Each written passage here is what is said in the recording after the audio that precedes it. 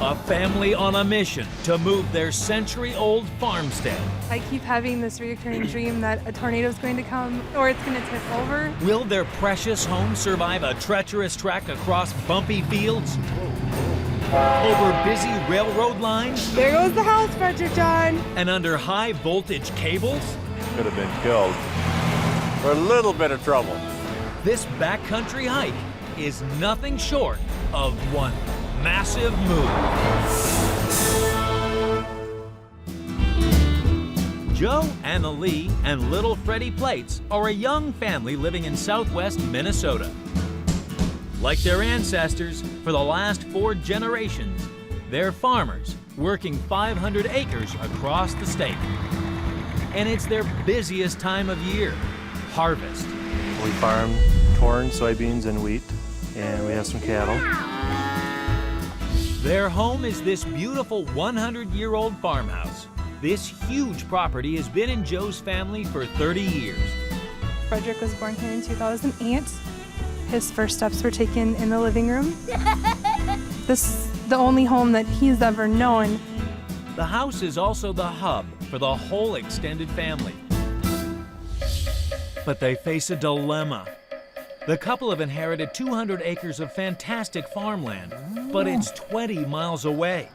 One hellish commute for Joe, and one strong pull of the heartstrings for Analie. My grandmother always told me it'd be a place where she wanted someone with the name to carry on the tradition of having family here. So they make the courageous decision to cut the commute and take the risk of moving their home to the new farm. And to double the stress, like any man, Joe won't be parted from his workshop. Yeah, it's my pride and joy, but I do a lot of work in here in this wintertime. So that's coming too, at a huge cost. Moving the 2 buildings will cost $26,000. Building the new basement and foundations, a further $34,000, bringing the grand total for this ambitious project to $60,000. This is a lot of money for a farmer to risk, but Analie has her heart set on moving back to the family land. My grandmother would be very proud to have us back here. This is what she always wanted, to have somebody back on the farm. Joe and Analie's farmstead has to travel over 20 miles from Revere to the new site near the town of Westbrook. Over half the trip will be down narrow dirt tracks, and one false move could see the buildings crashing into a ditch.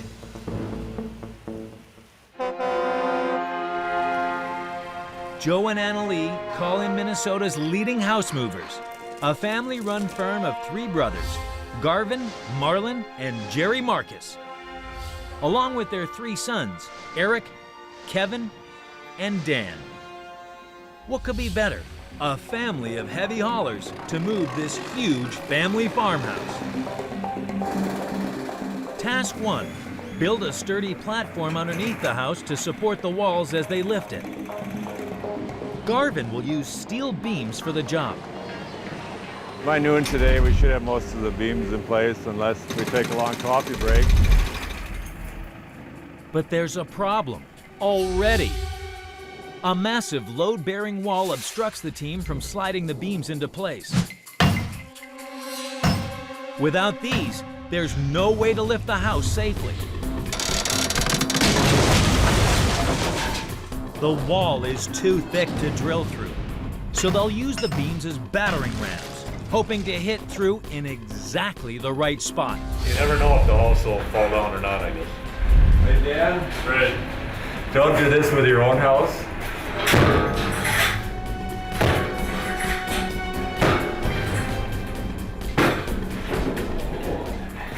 Cheap hammer. They carefully thread the heavy beams through the holes. Task 2, lift the 70-ton farmhouse using hydraulic jacks, a tricky challenge. The delicate glass porch could shatter as they raise it. The porch isn't real solid. It's got a lot of glass in it. The hydraulics are fired up. You ready? And the pressure builds. Maybe a couple windows might fall out, I suppose. I don't know. As the house inches upwards, Analie can't believe what she's seeing. Drought. Holy crap! Look at that! It takes 6 hours to raise up the house. This is kind of cool. It's way up there. It's way up there? Yeah. But it's not over yet. The team still need to pull the house off its foundations. And there's another problem. The house is hemmed in by several trees, which obstruct the way for the trucks. The team could cut a few down, but that still won't give them enough room to maneuver. With the house set at an awkward angle to the truck, if they pull out now, the house could topple.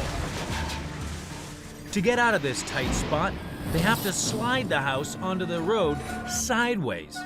That's a 70-ton farmhouse on roller skates. They slide roll beams and skates into place. They're ready to roll. No turning back now, right there. No, no turning back now. Inch by inch, the digger carefully pulls the house onto the road. One jolt, and the house could slide off the rails. Put it on 2 wheels, Dad. Yeah, now it's to the end. The farmhouse is finally loaded, but the team still need to jack and load the workshop, and the wind's picking up. The shop might blow away. Coming up, can the crew raise the barn in wild weather Could tip over and we'd be done. and squeeze the 3-story farmhouse under live power lines? It's still energized. Anybody could have been killed.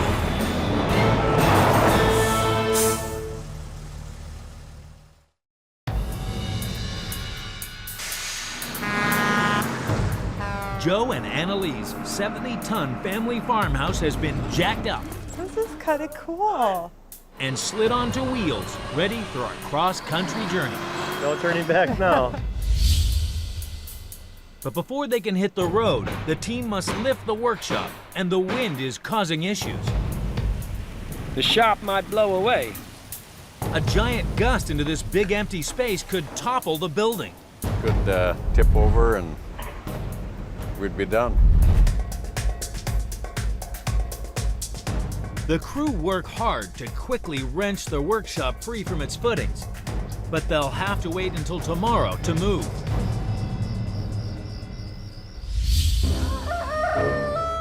"8 a.m., and it's the day of the big move. A 20-mile cross-country trek lies ahead. There's just time for Garvin to give an essential safety talk. Well, let's have a safe move and everything should go good. Sounds good. Let's get her. Always a little bit nervous when we first start. I keep having this reoccurring dream that a tornado is going to come, or a fire is going to happen, or it's going to tip over. Okay, here we go. Holy buckets. Wow.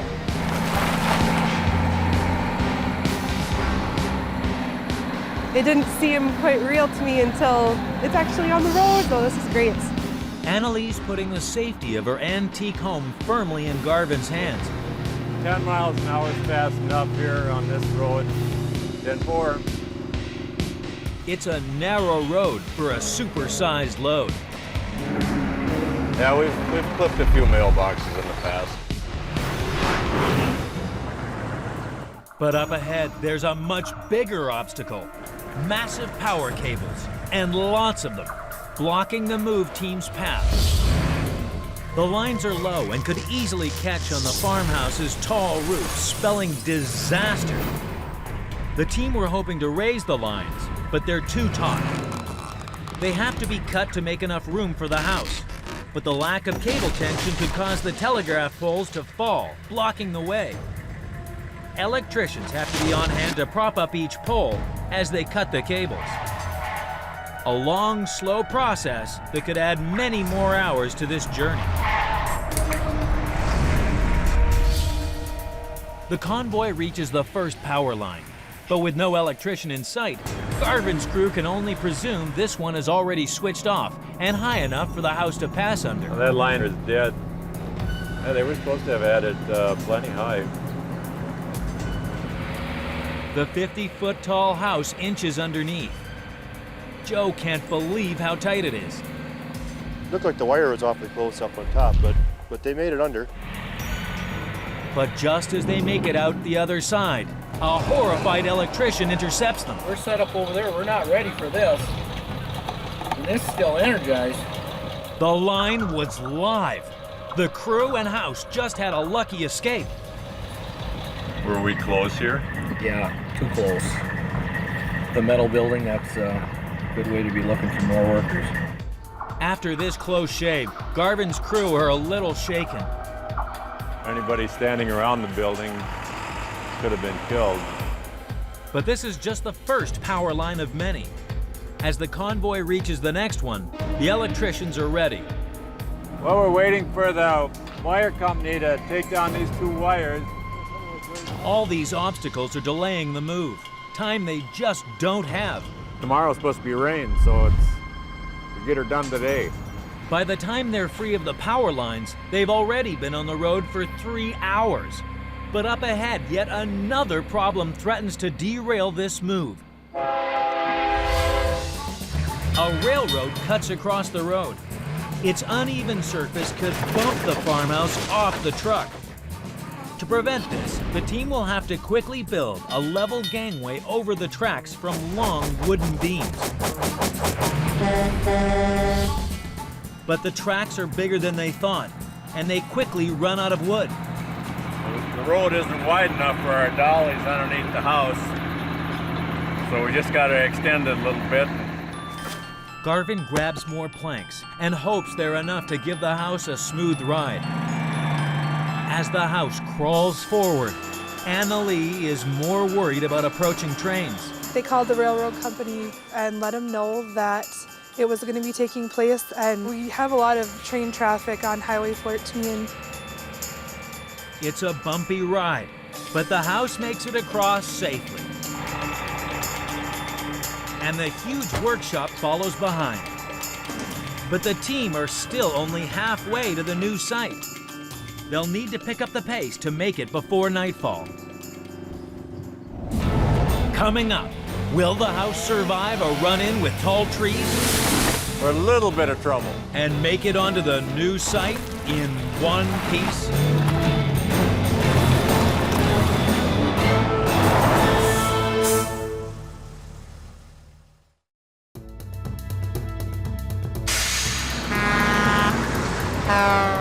In Minnesota, Joe and Analie's historic family farmhouse has survived close calls with power lines. Anybody standing around the building could have been killed. And a rocky railroad. The road isn't wide enough for our dollies underneath the house. The final destination is tantalizingly close. But first, the crew have to negotiate a series of tight turns. Looks like we've got a real snaky road up ahead. Still a chance to have an accident. But large, overhanging trees have made the problem much worse. We're in a little bit of trouble. It's gonna take just a few minutes. While the crew hatch a rescue plan, homeowner Joe checks how his beloved home is holding up inside. Everything looks good so far. Looks like everything in the office is A-OK. Just want to see how crooked the floor is in the house. Here, we'll put the bowling ball down.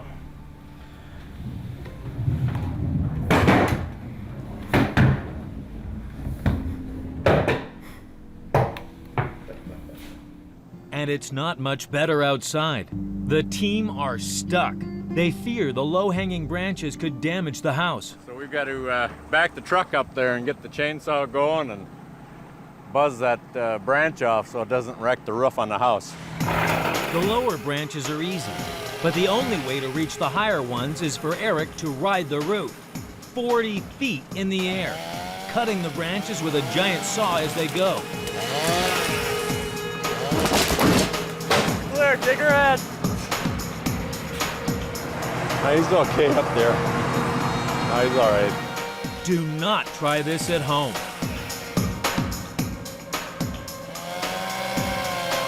I don't like to see trees cut down if they don't need to, but it's in the right of way. They'll have to do some trimming. Eric survives the risky maneuver, and so does the house. They did a good job. There's no holes. Kind of nerve-wracking sometimes. The convoy picks up speed again. There's only a few miles to go for this heavy haul, and the team are anxious to finish the job. At the new site, Jared is still digging the huge foundation hole. Time is running out. We're gonna put a ramp on what would be the east end of the house, and basically then they're gonna bring the whole structure, dollies and all, down that ramp inside the excavated basement area. But the soft earth around this area could cause big problems for the approaching team. The 20-mile trek has been tough going for the fragile farmhouse, but smooth roads have kept the house relatively stable. However, as the convoy approaches the final site, it must cross dirt roads and a field. If the wheels sink, the building could be shaken to the ground.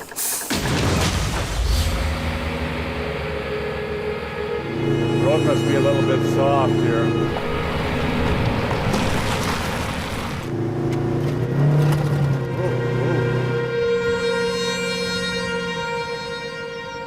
Garvin steers the farmhouse around the last corner with trepidation. If the wheels sink into the soft dirt at the edge of the road, the house could topple. Analie can't help imagining the worst. If something happened to it, we wouldn't have a home anymore. These look good. They're not even going down. The house makes it to firmer ground, but Joe's workshop careers into a ditch. If that tire comes up off the dolly like that, that means that we're turning too sharp. A little bit jerky. The crew race to keep the building moving and stop it sinking any further. Bring it around. Sometimes the smaller buildings can be more of a problem than a big building. Reversing a 40-foot-long building is not for the faint-hearted. All right, that's it. Job's done, boys. The workshop makes it to its final footings.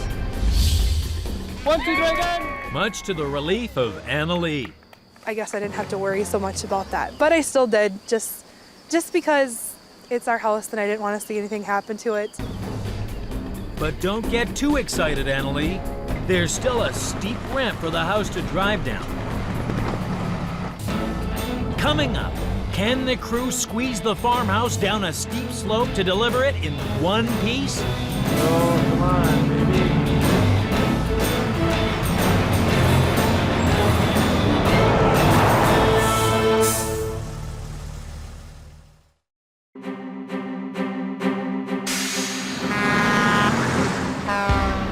This century-old family farmhouse has survived a 20-mile cross-country trek, but now it faces its biggest hurdle, a dangerously steep hill down to its new home. I'm interested to watch them drive it in the hole. That looks kind of iffy to me, so. The team must maneuver the building into a hole where it will sit while the foundations are built. But the ramp is steep and the hole is tight. One wrong move on the descent could spell disaster. This is the mother of all parking maneuvers, a true test of skill even for seasoned house trucker Garvin. So get ready for a ride. He might be smiling now, but this 70-ton lumber load could skid at any minute. We good there? And to add to the pressure, all of Joe and Annalie's family have come to watch. The hole's got a steep grade to it to drive down into it. Makes me a little bit nervous. If the wheels sink into this soft soil, the house could slip. So here's where we're going to do a wheelie with the truck. Well, the house is kind of crooked, but it can take it. Inches separate the house walls from catching on the side of the hole. This is one tight squeeze. The house just seems so much bigger in this location than it did where we were before. Oh, come on, baby. Oh, whoa, whoa, whoa, whoa, whoa.